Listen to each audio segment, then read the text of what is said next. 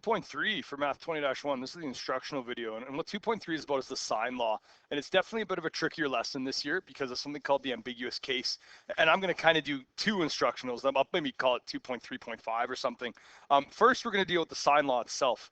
And before we really get into it, we have to talk about how we label triangles. So I am going to randomly label a triangle. And typically when we label triangles, we label their vertexes. And I'm going to use my name. So it's Tom. So we have vertex T, vertex O, vertex M. This right here would be angle T. This would be angle O. And this would be angle M. Now, the reason I bring this up is because when we label the sides, what we do is we use the lowercase version of the angle opposite to it. And that's a lot of language are basically saying that if I bisect or draw a line through angle T, what happens is that I hit side T, which you represent as a lowercase t. If I draw a little dotted line through angle M, I hit side M, which is lowercase m, and then again a dotted line through angle O, and we call this side O. Now, the reason why that's so important is if I wanted to use the sign law, it's not always going to be A, B, and C.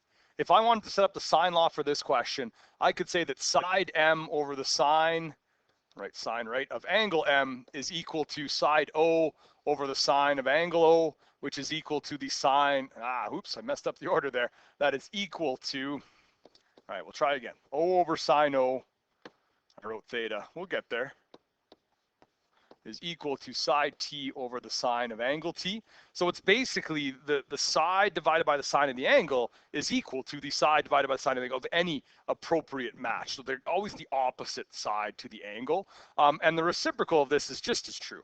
So the sine of angle M over side M is equal to the sine of angle O over side O, which is just represented, I really can't write, O, and then that's equal to the sine of angle T over side T.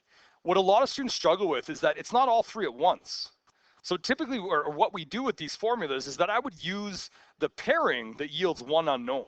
So if I put in, M over sine M is equal to O over sine O, as long as only one of these was unknown, this would be useful for solving for, side M or side O or angle O. So when we talk about using the sign law, the biggest thing, and I kind of didn't say it at the beginning, is the advantage of the sign law is that we can use it for any triangle. It doesn't need to include a right angle. And that's a really, really big advantage because all that sine, cos, and tan stuff we've talked about up to this point had to be in a right angle triangle. The sine law in 2.4, the cosine law, allow us to deal with any triangle, which is a really, really big advantage. They show the proof down here. You don't need to know this. We are going to examine this in a little more detail when we deal with the ambiguous case.